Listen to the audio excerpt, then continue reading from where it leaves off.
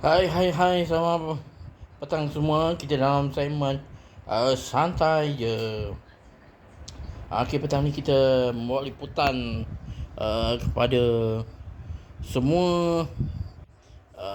Ni kita ada race sebenar Merdeka Race.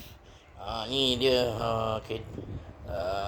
Di pertandingan berapa? 1, 2, 3, 4, 5, 6 biji kenderaan. Ada daripada Mercedes-Benz X90, AE 85, dan ni apa ni? Honda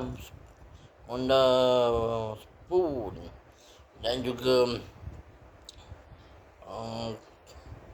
kereta ni Toyota dan Nissan.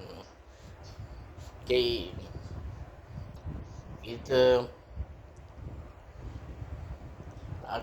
permulaan akan bermula 3 second daripada sekarang.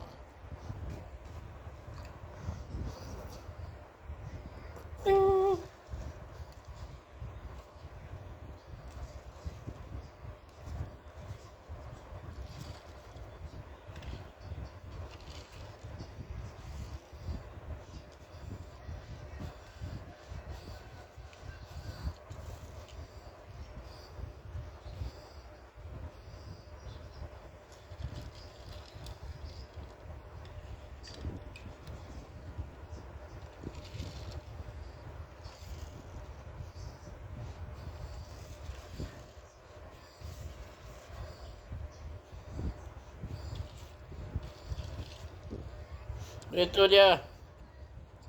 Lomba kita masih dalam mengatur rentak.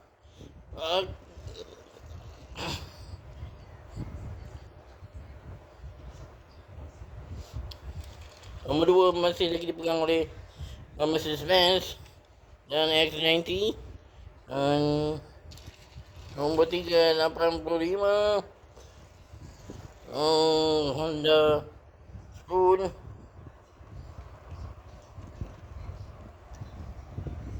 Kita diputar daripada atas.